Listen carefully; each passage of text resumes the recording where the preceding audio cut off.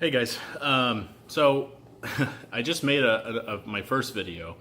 Here's my second. I think because I feel it's important to kind of elaborate a bit on the market structure as a whole of cryptocurrency and understanding where we're at and how we got here and what this market is and isn't. I think there's some sort of good assumptions that can be made and based upon the markets as a whole, outside of even cryptocurrency, typical patterns, what states of euphoria look like, and that kind of thing. So, to get into it, the first thing is understanding Bitcoin's parabolic move. Now, a lot of people, from what I've seen in forums, Reddit, YouTubers, talking about how this means widespread adoption. This means that it's got the awareness that it needs to take off and take hold. And we need to dissect that and really think about parabolic moves and what reasons they can happen.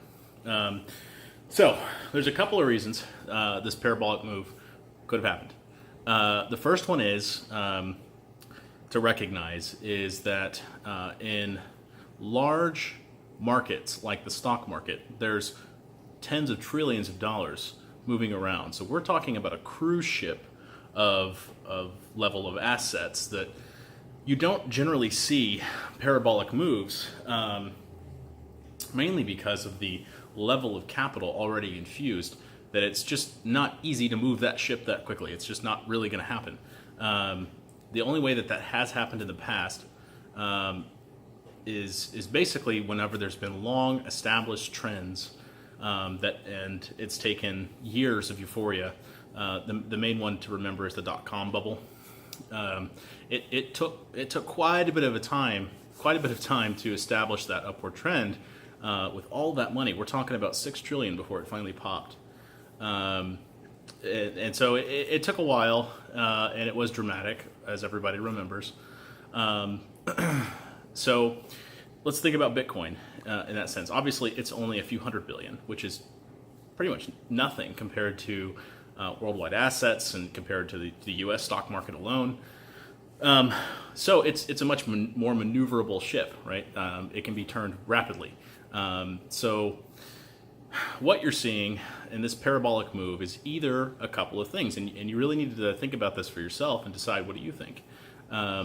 Because there's a couple of reasons this can happen. Number one is we actually have, or justification for this parabolic move would be sort of an instant asset transfer in the market that is for a practical reason, that is sustainable because people will be using it in their everyday lives. There's an actual practical reason for this asset transfer. So what I'm getting at is, let's say there's an argument that people are finally discovering the power of cryptocurrency as a store of value or as a means of exchange. And there's a massive wealth transfer as a result. Well, if you think about that, what do people need for means of exchange? Well, they need something that's widely available, right? They need something that can have an agreed on price. And another video, I'll get into more about money and means of exchange and what works in the past and what hasn't, and what people really need from something like that. Bitcoin and the other cryptocurrencies don't really offer that. They don't really offer anything as far as consistent pricing, and I'm sure you've heard this before. So it doesn't make sense that people would have this massive wealth transfer as a means of exchange. At least holding it. Obviously, it could make sense to buy it, transfer it, and sell it. But that doesn't mean that people are holding it. That means that they're using it instantaneously and selling it and getting rid of it.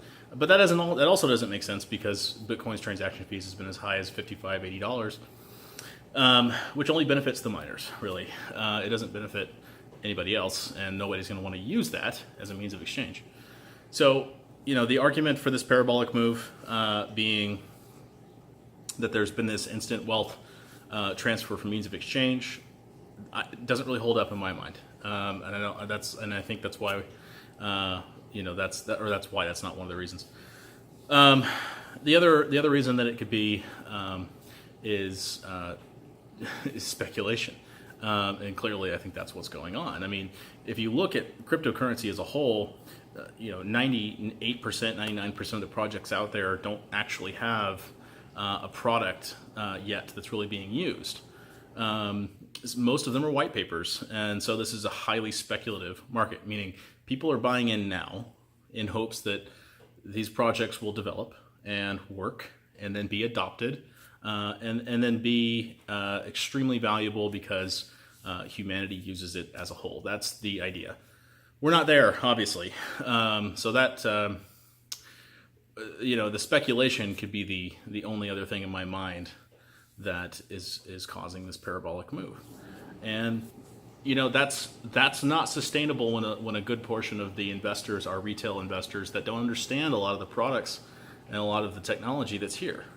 When you don't really understand what you're investing in, I mean, how can you be confident to stay in when the market drops? Because a speculative market, boy, will it drop over and over again. And if there's no inherent value there, it will drop and not come back, right? But obviously with cryptocurrency, it's my belief and a lot of people's belief, and it is fact, there's a lot of value in this market. It is not at the level it's been priced at yet. I think it could happen fast, but not this fast. This is, and the market is telling us that. It's the level of commitment to these investments is not as high as maybe people thought, which is why you're seeing the ship being abandoned rapidly at this pace over and over again. This cycle has happened several times over, as everybody knows, with Bitcoin, and will continue to happen. But I think that's something to really understand with this parabolic move, is that it's going to continue, I think, in the long term. But it's something that's going to be increasingly volatile. So I think it will increase in volatility in the short term, even with more funds being put in every day. And the reason I say that is, you get more of a shaky kind of market environment because there's so many people that don't really understand what they're investing in. And that just creates an environment of uncertainty, lots of euphoria and hope, and quickly a lot of doubt when things start to turn. So, this is kind of in lieu of the previous video I made about market correction. The market correction we're experiencing now, and why I believe we're not done with this dip. I believe it will continue to go much lower. And I do think we're going to see a recovery, but I think this will be a slower recovery than people think. I think there's a lot of expectation that it's going to be a bounce back. And I just don't think that's the case. It's not going to be in a week or two. I think we'll see some gains, but I don't think we're going to be back to all-time highs within a week or two. It's going to take some time. This stung. This really stung. And the level of money that's now in this market, by comparison, means there's theoretically more people that got stung by this. There's more awareness of that stinging.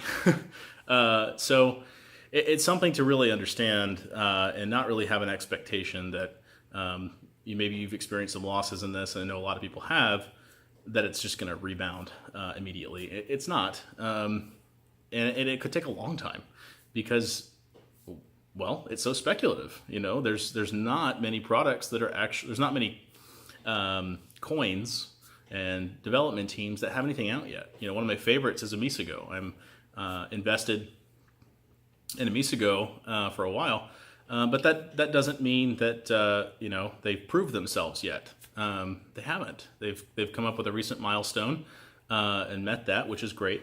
But it's speculative. Everything is, no matter how good the team is, it's speculative. So we're closing in on our time. Just wanted to kind of relay this about the current market environment, understanding this parabolic move, and trying to bring some reality to the euphoria, because that's what we've experienced is euphoric moves, and we'll see them again, but not immediately. So be careful out there.